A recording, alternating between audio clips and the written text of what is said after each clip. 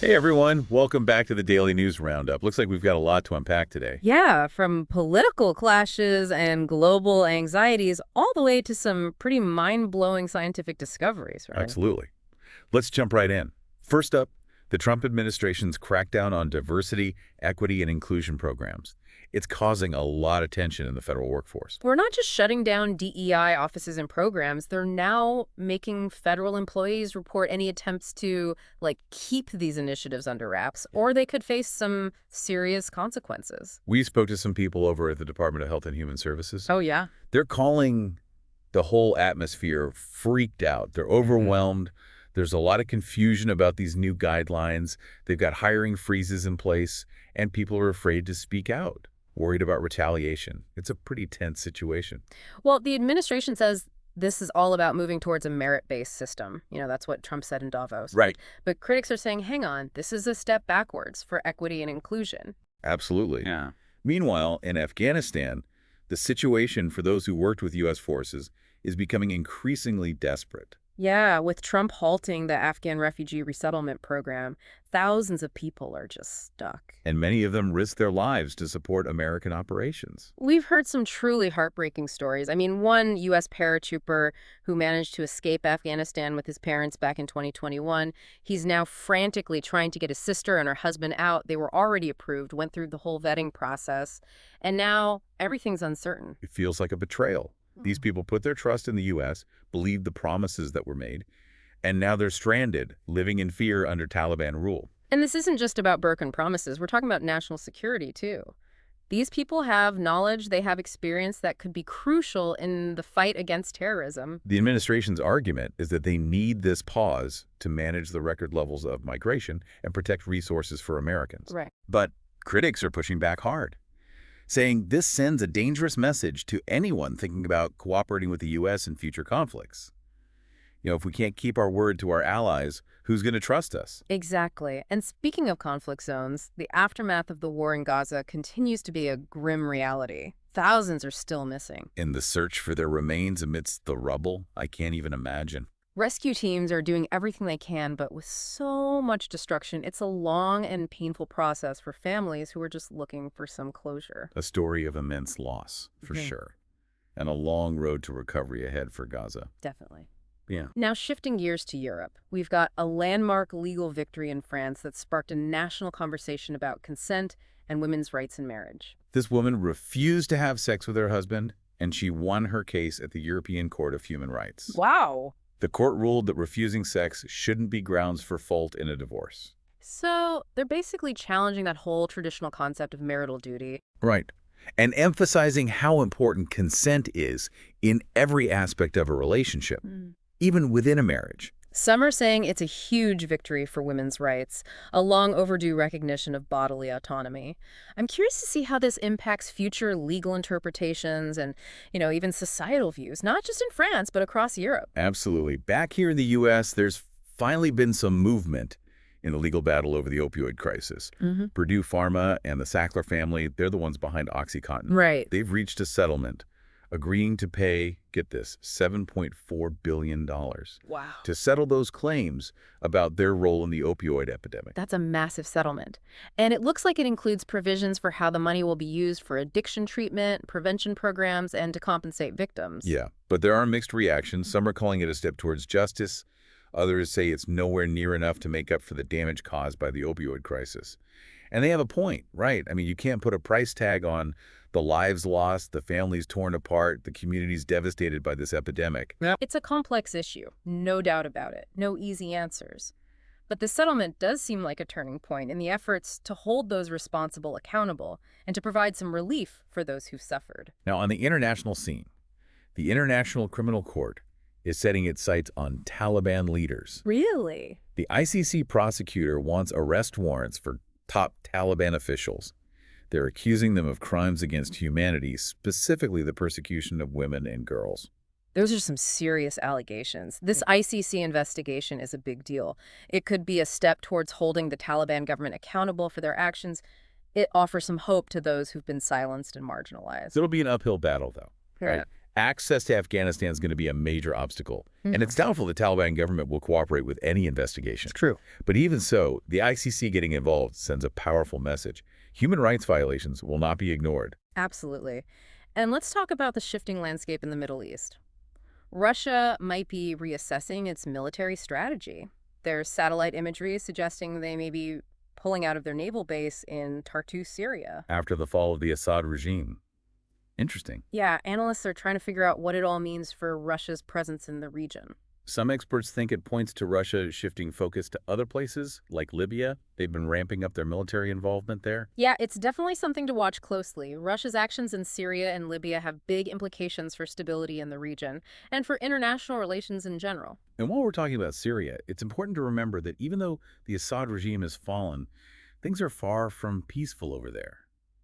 Syrians who are returning home after years of conflict are facing a new, insidious threat: landmines. Oh, wow. It's like a hidden danger lurking beneath the surface, threatening civilians. The White Helmets, those are the Syrian civil defense, they're doing incredibly tough work, clearing unexploded bombs, educating people about the dangers of landmines. They've got a huge task ahead of them, though. Huge areas of Syria are just littered with these explosives. It's a stark reminder that the scars of war can last a long time, and the road to recovery is full of danger and uncertainty. The international community has a responsibility here, Yeah. right, to support those demining efforts, to help ensure that returning civilians are safe. Absolutely. All right, let's switch gears to social media for a moment. Meta, the company behind Facebook, is facing some scrutiny. What's going on? Well, some users are complaining that they were automatically made followers of President Trump, Vice President Vance, and First Lady Melania Trump's official accounts. Interesting. Meta says it's standard procedure during presidential transitions, but not everyone's buying it. Yeah, I can see why. It does bring up those concerns about Meta's relationship with the Trump administration and how much influence they have over what users see. Raises questions about transparency and, the possibility of political manipulation in this digital age. And in Germany, there's been a tragedy that has really shaken the country just weeks before their federal elections. Oh, no. What happened? A fatal stabbing in Schaffenburg has triggered calls for tighter border controls and a tougher stance on asylum rules.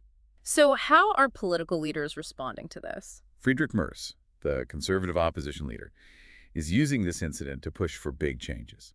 He wants to close Germany's borders to what he calls irregular migrants, and he wants to significantly increase detentions ahead of deportations. This is going to have a huge impact on the upcoming election, I bet. Yeah, this attack and the political response have really intensified the debate about immigration and asylum in Germany.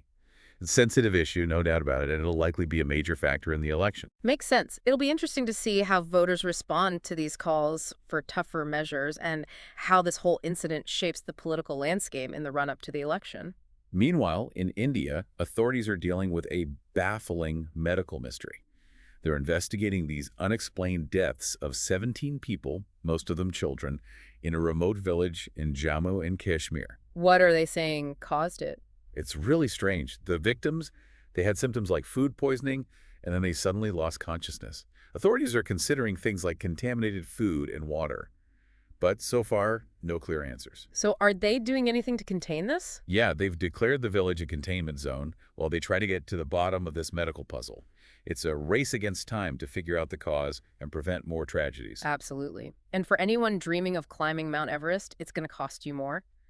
Nepal is raising the price of climbing permits for the first time in nearly a decade. Yeah, it's a pretty significant increase for aspiring climbers. The reactions have been mixed. Some say the higher fees will help control overcrowding and protect that fragile ecosystem on the mountain. That makes sense. But I bet some people are worried that it'll make Everest even more exclusive, pricing out a lot of climbers. And it could impact the Sherpas who rely on the mountaineering industry. It's a tough balance to strike between economic benefits and environmental protection. It'll be interesting to see how these new fees shape the future of climbing on Everest. For sure. And in a story that really shows us the power of nature, the world's largest iceberg, A23A, is on a collision course with South Georgia. That's a British island, and it's a sanctuary for penguins and seals. This massive iceberg, it's been drifting for decades, and now it could have a devastating impact on the island's fragile ecosystem. Oh, wow. So what could happen? If it grounds near the island, it could disrupt the wildlife, particularly penguins and seals. They need access to the sea for feeding. I see. So are they just waiting to see what happens? Scientists are monitoring its path very closely, hoping it'll just miss the island. It really highlights how interconnected our planet is and the far-reaching consequences of climate change. It's a reminder that we're all part of this delicate balance. Yeah, it's like watching this incredible force of nature potentially threatening the lives of so many creatures. It's pretty awe-inspiring in a way. Speaking of forces of nature, this next story brings up the question of what makes a person, at least in the eyes of the law. A U.S. court has ruled that elephants, even with their intelligence and their complex social structures, they're not legally considered people. Oh, wow. So what happened? The Non-Human Rights Project, they filed this lawsuit trying to get 5 elephants released from a Colorado zoo. So what were they arguing? They were saying these elephants were basically being held prisoner, and they tried to use habeas corpus, which is this legal tool usually used to challenge the unlawful detention of humans. So they were trying to apply that to elephants. That's interesting. Yeah, it's a fascinating legal argument. But in the end, the court decided that elephants, even though they're clearly sentient beings, they don't have the same legal rights as people under the current law. That's a tough one. It really reignites that whole debate about animal rights and this concept of animal personhood. It's a really complex issue, It gets philosophical pretty quickly. It does. It makes you think about our relationship with other species and how our legal systems try to deal with that. Exactly. And sadly, we have to shift gears to another tragic story unfolding in Germany. A 2-year-old child and a 41-year-old man were killed in a stabbing attack in Aschaffenburg. This comes just weeks before the German federal election, so as you can imagine, the political fallout is huge. Yeah, I can imagine. How are political leaders reacting? Well, conservative leaders are pointing to this tragedy to push for stricter border controls and a complete overhaul of asylum rules. It's heartbreaking. It really is. And this situation has added fuel to that already heated debate in Germany about immigration, security, and national identity. Yeah, it's a really sensitive issue. It is. And with the elections coming up, this incident is likely to have a big impact on how people vote and on the overall political landscape. It'll be interesting to see how it all plays out. And in another election-related story, the situation in Belarus is grabbing a lot of international attention. There are accusations that this upcoming election is nothing more than a sham, carefully orchestrated to keep President Lukashenko in power. Right, Svetlana Tikhanovskaya, the exiled opposition leader, is calling on the world to reject the election results. And what's her reasoning behind that? She says the whole thing is being run under tight control, with no independent observers allowed. It raises serious doubts about the legitimacy of the election. This is following that disputed election back in 2020, right? The one that triggered those massive protests and the crackdown on dissent. Exactly. It's a tense situation, and this election is probably going to strengthen Lukashenko's hold on power. But it also shows how much people in Belarus want democratic change. It's a reminder that the fight for democracy is far from over in many parts of the world. And speaking of ongoing struggles, the situation in Ukraine remains a major concern. President Trump has warned Russia that he'll impose more sanctions if they don't end the war. Yeah, this latest move in U.S.-Russia relations has really raised the stakes. It could have serious consequences for both countries and for the international community as a whole. It's a high-stakes game of chess. It is. And it's hard to say how effective these threatened sanctions will be. The chances of peace talks happening anytime soon seem slim, which leaves Ukraine in a very uncertain and dangerous position. It's a delicate situation. And let's shift gears now to a story that highlights those growing anxieties about climate change. Even before those devastating wildfires in Los Angeles, some Californians were already leaving the state. They're looking for what they call climate havens. Places they believe are less vulnerable to the effects of climate change, like wildfires and floods. We talked to a few people who made this move, and their stories are really thought-provoking. Oh, I bet. What were some of the things they talked about? Well, they talked about living with this constant fear of wildfires, the rising cost of insurance, and just this feeling that California is becoming too risky. I can see that. Climate change is making a lot of people rethink where they live. It is. It raises a lot of questions about how we adapt to climate change, where we choose to call home, and how communities prepare for this potential wave of climate migration. It's a glimpse into a future where climate change reshapes how we live, forces us to make tough choices about our homes and communities. Now let's look at a story that's a little more uplifting, one that shows the incredible ingenuity of scientists. They're making amazing progress in developing ways to extract oxygen from lunar soil. Think about that, making oxygen on the moon. This could revolutionize future lunar bases and deep space missions. It could solve one of the biggest challenges of space travel, right? Having to transport huge amounts of oxygen from Earth. Exactly. It's incredible to think about the possibilities this opens up for space exploration. We could have a more permanent human presence beyond Earth. It's a testament to human ambition and that drive to explore the unknown. But back on Earth, President Trump has revived his claim that China is running the Panama Canal. This is something that's been debunked many times, but the fact that he keeps saying it is pretty telling. What do you think it says? I think it shows just how much mistrust and suspicion exists in U.S.-China relations. And it highlights the strategic importance of the Panama Canal for global trade and geopolitics.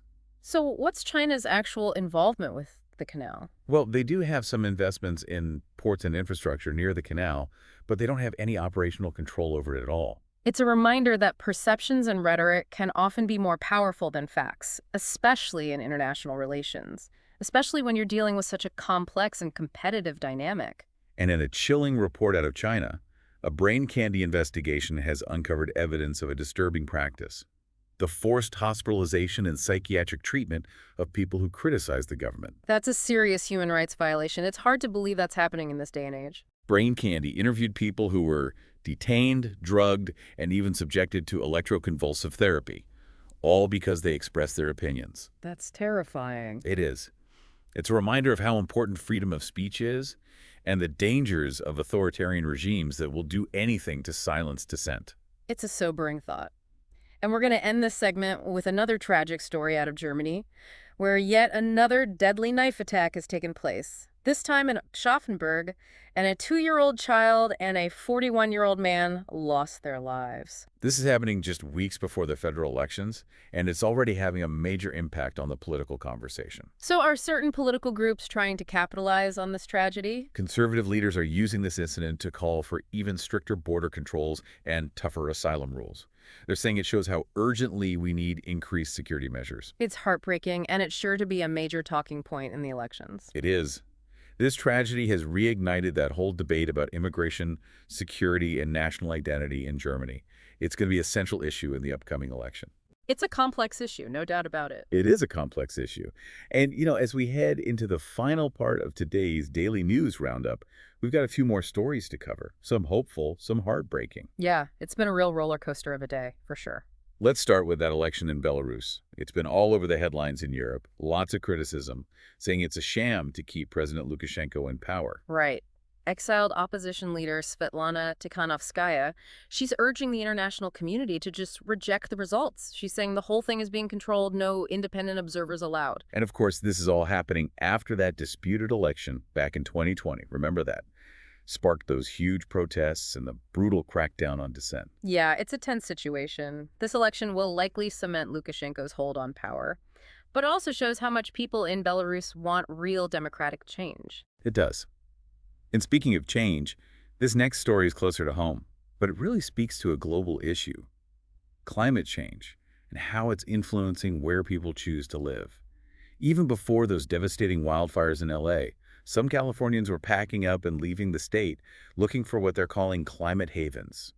Places they think will be safer from the impacts of climate change, less vulnerable to things like wildfires and floods. You talked to some people who made that move, right? We did, and their stories are pretty eye-opening. They talked about living with this constant fear of wildfires, the rising cost of insurance, and just a feeling that California is becoming too dangerous. Climate change is definitely making a lot of people rethink where they live. It raises all these questions about how we adapt, where we decide to call home, and how communities need to get ready for this potential wave of climate migration. It's a glimpse into a future where climate change reshapes where we live, forces us to make some tough choices about our homes and communities. But now, for a more positive story, one that highlights the incredible ingenuity of scientists.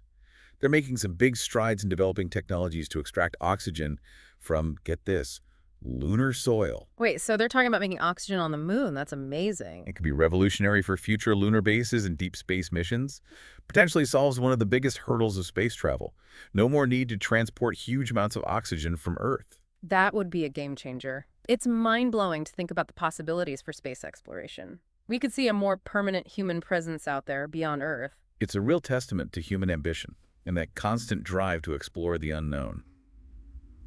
Well, that wraps up today's Daily News Roundup. We covered a lot today, from political upheaval and international tensions to some incredible scientific advancements and stories of human resilience. It's a complex world out there, that's for sure. Full of challenges, but full of opportunities, too. Absolutely. We encourage you to stay curious, stay informed, and stay engaged with the world around you.